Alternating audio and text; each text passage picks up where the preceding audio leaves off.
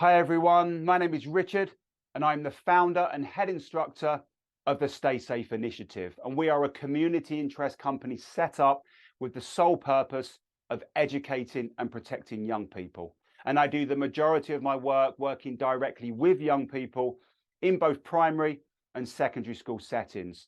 Now, following a very interesting conversation with Kath a few months ago in regards to young men and the world in which they are currently growing up in, obviously a massive part of that world would be the online world. She's asked if I'd be interested in sharing some of my thoughts and experiences working with young people today, which obviously I'm more than happy to do. And I believe this section is going to be entitled Toxic Masculinity and the Impact of Online Influence for Boys and Young Men. Now, before I start, and please don't think this is going to be a disclaimer, I have to say, even though this is not a subject I cover daily and certainly do not confess to be a self-proclaimed expert in, it is a subject I'm extremely passionate about, and also one, as time goes on, I'm getting asked to talk more and more about young people in schools. Obviously, this is a complex subject, and a quick talk from me is going to barely scratch the surface. So my approach today is to share with you what I hear from boys and young men in schools, and also share with you how I tackle some of these issues. I think, first of all, a good place to start is to share with you that through the conversations I have with boys and young men in schools, is that they tell me that growing up in today's world can be a hard and sometimes very confusing place. With global movements like Me Too, sites like Everyone's Invited, terms like toxic masculinity being thrown around pretty much everywhere, gender equality being contested in lots of schools, and even sometimes people saying manliness is a bad thing. Now, if we put into the mix online influencers like Andrew Tate defending them, obviously I'm just using his name as he is one of the most well-known names out there. There's obviously lots of others. Couple this with the fact that many young people have no healthy role models at home, it comes as no surprise to me that this can be a challenging world for many, which is why it's so important that everyone has the opportunity to be open and have the freedom to explore what they are being exposed to online, or even maybe missing out on at home. So, toxic masculinity, what is it? Well, I would probably like to start off by saying that the term toxic masculinity is already a problem, for the simple reason that it's far too close to the term masculinity and already puts out a message that being masculine is toxic. I prefer to approach the subject of exploring unhealthy behaviors. We now have a term that we can openly have some discussions with boys and young men about without labeling them or the ones that they follow online.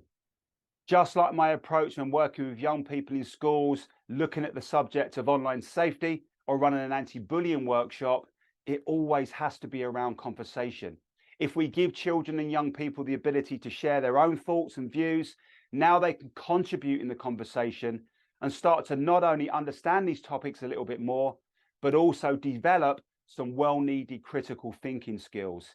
It always has to be around conversation, which is why today is just so important. However, the problem I think young people are currently facing is that, certainly in regards to people like Andrew Tate, teachers as well as parents are fearful about this topic, and as a consequence are shutting the conversation down. I think they just say things like Andrew Tate is the problem, and not always asking the question to why so many young boys and young men look up to him, and obviously others. Surely without the conversation, we're never going to understand. Now, if I was asked to cover this subject and was to walk into a room of 20 young men today, I would start off by having a quick, open and honest discussion with them about what it's like growing up as a young man in today's world. And at this point, I'd likely to start hearing things like this. Our parents and teachers don't understand us. It's hard flirting with girls and trying to get a girlfriend. I'm worried about being labeled a creep or sex pest. I only live with my mum and she doesn't get me. Now, when I start to move the conversation into the online world, Andrew Tate's name is certainly not likely to be the first name or thing that is shouted out. But as you start to move the conversation in the direction of online influence, obviously his name and others are bound to come up. And at this point, I think this is a great opportunity to allow boys and young men to share what they actually think about people like this. Now we can start unpacking things a bit more and start to find out what they really think. I would then split the room in half and get each group to fight the corner of both positives and negatives of what they feel are connected to people like Andrew Tate. And I would pose the question like this. Discuss with your group, if you were someone like Andrew Tate, what do you think could be the positive influence you could have on others and those around you? And how could this all come back and impact your life?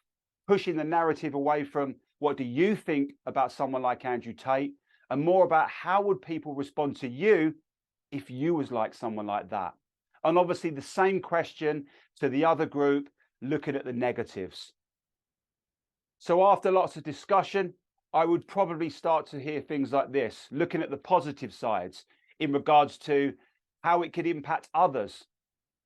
I may hear things like it can make others work harder or hustle to earn more money and be successful. It may inspire people to start their own business. It may motivate young men to exercise more and be more disciplined and fit. Moving on to how it could impact you. I'm likely to hear things like it might make you more attractive to girls. People may respect you more for your hard work and dedication. It's hard to argue that these are all possible positives young men could get from people like Andrew Tate. So what about the cons? Again, how could it impact others? I may hear things like it may encourage people to be disrespectful to women. It may make young men feel worried about sharing their emotions or talking about their mental health. It might make people feel like they need to be more aggressive or man up in arguments. Then we move on to how it could impact you. And again, I'd likely to start hearing things like you could get labeled a predator or a sex pest. Women may not be attracted to you. It could cause people to hate you. Again, all very valid points. One lad even said to me once, in a way, Andrew Tate is the perfect role model for young men. If you understand all the good and bad bits, you have a great roadmap for success without encountering any of the hate and bad bits. And again, it's hard to disagree. Now, when we look at the word influence, obviously people are extremely concerned about the negative influence the online world could potentially have on young people. And as we all know, young people can quite often be evilly influenced by those around them and certainly by what they see online. But just as easy as young people are often influenced, they also change their mind a lot. And giving them the opportunity to explore and have conversations will enable them to start thinking more critically and maybe change their mind in more of a positive direction. So as today is all about conversation, I have a challenge for you. My challenge is for you to do the same. I'd like to challenge you to discuss the pros and cons you feel young men can get from male online influences. And you may start to think, or you may start to discover that it's not all bad.